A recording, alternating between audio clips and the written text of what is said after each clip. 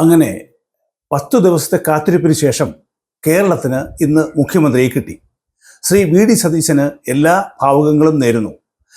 കഴിഞ്ഞ 10 കൊല്ലം കേരളത്തിലുണ്ടായ ഭരണസമ്പന്നത്തിന് അറുതി വരുത്താൻ അദ്ദേഹത്തിന് കഴിയട്ടെ എന്ന് ആഗ്രഹിക്കുന്നു. ഏതാണ്ട് ഹൈജാക്ക് ചെയ്യപ്പെട്ട വിമാനത്തിലിരിക്കുന്ന യാത്രക്കാരുടെ അവസ്ഥയായിരുന്നു മലയാളിക്ക്. അതിന് വിരാമമായി. അനുനയുടെ പ്രേക്ഷകർ ഓർക്കുന്നുണ്ടായിരിക്കും, കഴിഞ്ഞ ഏപ്രിൽ 23-ന് ഞാനൊരു വീഡിയോ പോസ്റ്റ് ചെയ്തിരുന്നു. ശ്രീ കെ.സി. വേണുഗോപാൽ കേരളത്തിലേക്ക് വരില്ലെന്നും ശ്രീ വി.ഡി. സതീശൻ ആയിരിക്കും കേരളത്തിൻ്റെ മുഖ്യമന്ത്രി എന്നും അന്ന് ഞാൻ അഭിപ്രായപ്പെട്ടിരുന്നു. അന്ന് അത് കാണാത്തവർ ഇപ്പോഴെങ്കിലും ഈ വീഡിയോ കാണണം എന്ന് ഞാൻ അഭ്യർത്ഥിക്കുന്നു. ഇന്ന് രാവിലെ ഡൽഹിയിലെ കോൺഗ്രസുമായി ചേർന്ന് നിൽക്കുന്ന ചില സുഹൃത്തുക്കളുമായി സംസാരിച്ചു. മുഖ്യമന്ത്രിയെ തീരുമാനിക്കുന്നതിൽ വന്ന കാലതാമസത്തെക്കുറിച്ച് സംസാരിക്കാനാണ് ഞാൻ അവരെ വിളിച്ചത്. ഡൽഹിയിൽ നിന്നും കിട്ടിയ ചില വിവരങ്ങൾ നിങ്ങളോട് പങ്കുവയ്ക്കാൻ വേണ്ടിയാണ് ഈ വീഡിയോ ചെയ്യുന്നത്. ഒരർത്ഥത്തിൽ ശ്രീ വി.ഡി. സതീശനും ശ്രീ കെ.സി. വേണുഗോപാലും നിരപരാധികൾ ആണ് എന്നാണ് നമുക്ക് അനുമാനിക്കാൻ. ഡൽഹിയിലെ കോൺഗ്രസ് രാഷ്ട്രീയത്തിൽ ഉരുണ്ടുകൂടിയ ചില കാർമേഘങ്ങൾ മുഖ്യമന്ത്രി വിവാദമായി കേരളത്തിൽ പെയ്തിറങ്ങി എന്ന് വേണം കരുതാൻ. ഇനി നമുക്ക് കാര്യത്തിലേക്ക് കിടക്കാം. കെ.സിയെ കേരളത്തിൻ്റെ മുഖ്യമന്ത്രിയായി കാണാൻ ആഗ്രഹിച്ചത് കെ.സിയേക്കാൾ മറ്റു ചിലരായിരുന്നു. അതായത് കോൺഗ്രസിൻ്റെ കേന്ദ്രത്തിലെ ചില അധികാര കേന്ദ്രങ്ങൾ. കഴിഞ്ഞ 20-22 കൊല്ലമായി കെ.സിയുടെ തട്ടകം ഡൽഹിയാണ്. രാഹുൽ ഗാന്ധിയുടെ പ്രധാന അഡ്വൈസറും കെ.സി തന്നെയാണ്. കഴിഞ്ഞ 12 വർഷങ്ങൾക്കിടയിൽ കോൺഗ്രസ് പാർട്ടി 100-ലധികം പരാജയങ്ങൾ ഏറ്റുവാങ്ങി. ഈ പരാജയങ്ങൾ കെ.സിയുടെ പിടിപ്പുകേടായി കരുതുന്ന ഒരു ഗ്രൂപ്പ് ഡൽഹിയിലുണ്ട്. കെ.സിയെ ഡൽഹിയിൽ നിന്ന് ഒഴിവാക്കാൻ ഈ ലോബി പ്രവർത്തനം തുടങ്ങിയിട്ട് കാലം കുറയായി. ഈ വാർത്ത ശരിയെങ്കിൽ അതിന് 3 കാരണങ്ങൾ ഉണ്ട്. അതിൽ ആദ്യത്തെ കാരണം രാഹുൽ ഗാന്ധിയുമായി ബന്ധപ്പെട്ടാണ്. രാഹുലിന് രാഷ്ട്രീയത്തിൽ താല്പര്യമില്ലെന്നും അതുകൊണ്ട് ആ സ്ഥാനത്തേക്ക് പ്രിയങ്ക വാദ്രയെ കൊണ്ടുവരണമെന്നും ഒരു വിഭാഗം കരുതുന്നു. അതിൻ്റെ പ്രധാന വിലങ്ങുതടിയായി നിൽക്കുന്നത് കെ.സിയാണ്. കെ.സിയാണ് രാഹുലിൻ്റെ സന്തത സഹചാരി. കോൺഗ്രസിൻ്റെ സംഘടനാ സെക്രട്ടറിയും കെ.സിയാണല്ലോ. അപ്പോൾ കെ.സിയെ ഡൽഹിയിൽ നിന്ന് മാറ്റിയാൽ കാര്യങ്ങൾ എളുപ്പമാകും എന്നാണ് ഈ ഗ്രൂപ്പ് ചിന്തിക്കുന്നത്. ഇനി നമുക്ക് രണ്ടാമത്തെ കാര്യത്തിലേക്ക് കടക്കാം.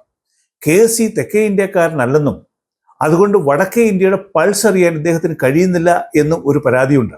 മാത്രവുമല്ല, കോൺഗ്രസ് പ്രസിഡന്റ് ഖാർഗെ കർണാടകക്കാരനാണല്ലോ, അതും സൗത്ത് ഇന്ത്യക്കാരൻ.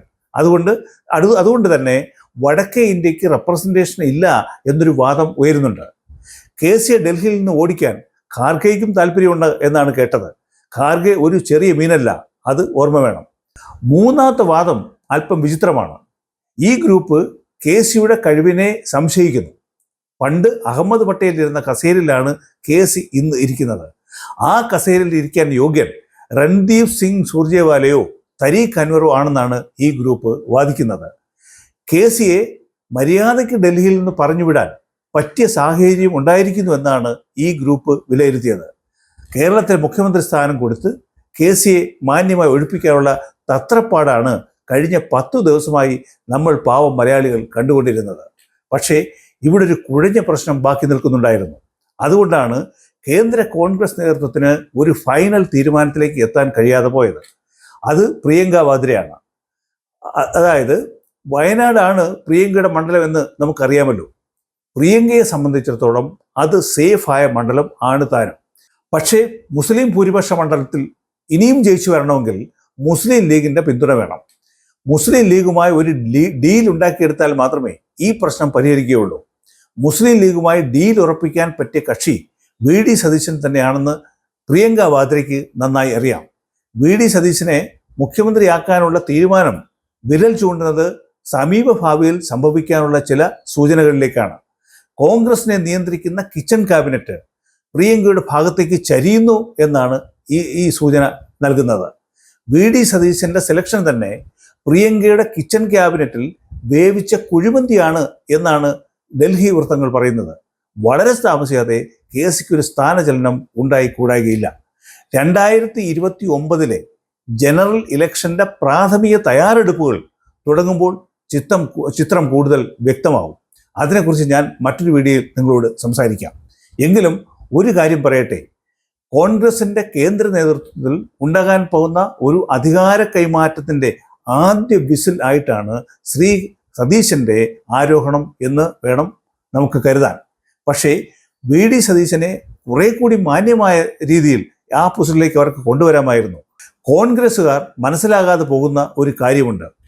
യു ഡി എഫിന് സംഘടനാ സംവിധാനം കൊണ്ടോ ജനാധിപത്യത്തിൻ്റെ സൗന്ദര്യം കൊണ്ടോ ഒന്നുമല്ല 102 MLA-മാരുടെ ഭൂരിപക്ഷം ജനങ്ങൾ നിങ്ങൾക്ക് തന്നത്. LDF ഭരണത്തിൽ ഗതികെട്ട് അവർ നിങ്ങളെ ജയിപ്പിച്ചതാണ്. ജനങ്ങളുടെ മുന്നിൽ മറ്റൊരു ഓൾട്ടർനേറ്റീവ് ഇല്ലാതെ പോയി. കേരളത്തിൽ ജയിച്ച് ഭരിക്കാനുള്ള കപ്പാസിറ്റി BJP ഇപ്പോഴും കൈവരിച്ചിട്ടില്ല എന്നുള്ളതാണ് പൊതുജനത്തിൻ്റെ ധാരണ. ഈ പൊതുധാരണയാണ് നിങ്ങൾക്ക് മറ്റൊരു ഭാഗ്യമായി മാറിയത്. ഈ ഇലക്ഷന് കോൺഗ്രസിന് വേണ്ടി കഷ്ടപ്പെട്ട് പണിയെടുത്ത ഒരു മുതിർന്ന പ്രവർത്തകൻ ഇന്നലെ വിഷമത്തോടെ പറഞ്ഞ ഒരു കാര്യം വളരെ ശ്രദ്ധേയമാണ്.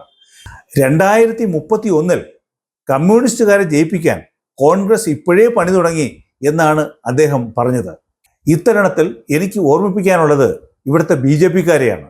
കഷ്ടപ്പെട്ട് പണിയെടുത്താൽ 2029-ലും 2039-ലും ഇവിടെ ചിലതൊക്കെ നടക്കും, ഉറപ്പ്. ഇന്നത്തെ മുഖ്യമന്ത്രി പ്രഖ്യാപനം കൊണ്ട് കോൺഗ്രസ് എന്ത് നേടി? സംഭവിക്കാനുള്ളത് എല്ലാം സംഭവിച്ചു കഴിഞ്ഞു. കോൺഗ്രസിന് വേണ്ടി വോട്ട് ചെയ്ത ജനങ്ങൾ 3 തിരിഞ്ഞു കഴിഞ്ഞു. അവർ വോട്ട് ചെയ്ത് വിട്ട MLA-മാരും 3 തട്ടിലായിപ്പോയി. റിസൾട്ട് വന്ന ഉടനെ ആരെ മുഖ്യമന്ത്രിയായി പ്രഖ്യാപിച്ചെങ്കിലും അത് ജനം അംഗീകരിച്ചേനെ. KC വേണുഗോപാലാകട്ടെ, VD സതീശനാകട്ടെ, രമേശ് ചെന്നിത്തലാകട്ടെ, ആരായാലും ജനം അത് അംഗീകരിച്ചേനെ. ഈ ചേരിതിരിവ് ഒരിക്കലും ഉണ്ടാകുമായിരുന്നില്ല. രമേശ് ചെന്നിത്തലയെ അനുകൂലിക്കുന്നത് വെറും 7 MLA-മാർ മാത്രമാണ് എന്നാണ് പത്രവാർത്തകളിൽ കാണാൻ കഴിഞ്ഞത്. ഈ കച്ചവടത്തിൽ കൂടുതൽ നഷ്ടം വന്നിരിക്കുന്നത് ചെന്നിത്തലയ്ക്കാണ്.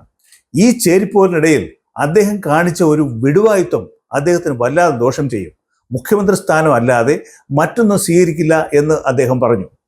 ഇങ്ങനെ ഒരു സിറ്റുവേഷൻ വന്നില്ലായിരുന്നു എങ്കിൽ ഒരുപക്ഷെ ഒരു സീനിയർ മന്ത്രിസ്ഥാനമോ സ്പീക്കർ പദവിയോ അദ്ദേഹത്തെ തേടി എത്തിയേനെ. ഇനി എന്ത് സംഭവിക്കും എന്നറിയില്ല. എങ്കിലും രാഷ്ട്രീയത്തിൽ എന്തും സംഭവിക്കാം. രാഷ്ട്രീയത്തിൽ ഒട്ടും വിലയില്ലാതായി എന്തെങ്കിലും ഉണ്ടെങ്കിൽ അത് വാക്ക് മാത്രമാണ്. 2ാം സ്ഥാനം നിലപാടിനും, പ്രത്യേകിച്ച് കോൺഗ്രസ് രാഷ്ട്രീയത്തിൽ. ഇനി നമുക്ക് VD സതീശൻ്റെ കാര്യത്തിലേക്ക് വരാം. ഫലം വന്ന ഉടനെ അദ്ദേഹത്തെ മുഖ്യമന്ത്രിയായി പ്രഖ്യാപിച്ചിരുന്നുവെങ്കിൽ കോൺഗ്രസിലെ ബാക്കി 62 MLA-മാരുടെ പിന്തുണയോടുകൂടി അദ്ദേഹം മാര്യമായി ഭരിച്ചേനെ. ഇപ്പോൾ അദ്ദേഹത്തിൻ്റെ പിന്തുണ ഭാഗം ചെയ്യപ്പെട്ടിരിക്കുന്നു. ലോയൽറ്റി എന്നോ താല്പര്യമുള്ളവരോ എന്നോ കരുതാവുന്ന 30-ൽ താഴെ മാത്രം പേർ. അങ്ങനെ സതീശൻ്റെ വിജയത്തിൻ്റെ ശോഭ ഊതിക്കെടുത്തിയിരിക്കുന്നു. ജനാധിപത്യത്തിൻ്റെ സൗന്ദര്യത്തെക്കുറിച്ച് സംസാരിച്ചു കൊണ്ടിരുന്ന കോൺഗ്രസ് ഇപ്പോൾ കാട്ടിത്തരുന്നത് ജനാധിപത്യത്തിൻ്റെ വൈകൃതത്തെയാണ്. കേന്ദ്ര നേതൃത്വം തന്നെ ഇടപെട്ട് കേരളത്തിൽ ഗ്രൂപ്പുകൾ ഉണ്ടായിക്കഴിഞ്ഞു. ഇനി സംഭവിക്കാൻ പോകുന്നത് ഗ്രൂപ്പ് വഴക്കുകളാണ്. KC ഗ്രൂപ്പും സതീശൻ ഗ്രൂപ്പും. ഏതൊക്കെ MLA-മാർ ഏതൊക്കെ ഗ്രൂപ്പിൽ ആണ് എന്നത് കേന്ദ്ര നേതൃത്വം തന്നെ ഇടപെട്ട് തീരുമാനിച്ചു കഴിഞ്ഞു. കോൺഗ്രസ് എന്നും ഗ്രൂപ്പ് വഴക്കുകളുടെയും പടലപ്പിണക്കങ്ങളുടെയും വേദിയായിരുന്നു. ഭാരതം ഭരിച്ചിരുന്ന ഒരു പാർട്ടിയിൽ നിന്ന് വെറും 4 സംസ്ഥാനത്തിലേക്ക് ഒതുങ്ങിപ്പോയതിൻ്റെ ഒരു കാരണം ഗ്രൂപ്പ് വഴക്കുകളും ഒത്തൊരുമ ഇല്ലായ്മയും തന്നെ. സത്യത്തിൽ ശ്രീ KC വേണുഗോപാലിൻ്റെ കാര്യം ആണ് ഇനി കഷ്ടം. ഇല്ലത്ത് നിന്ന് ഇറങ്ങുകയും ചെയ്തു, അമ്മ തൊട്ട് എത്തിയതുമില്ല. ബാക്കി നമുക്ക് കാത്തിരുന്ന് കാണാം. നന്ദി, നമസ്കാരം.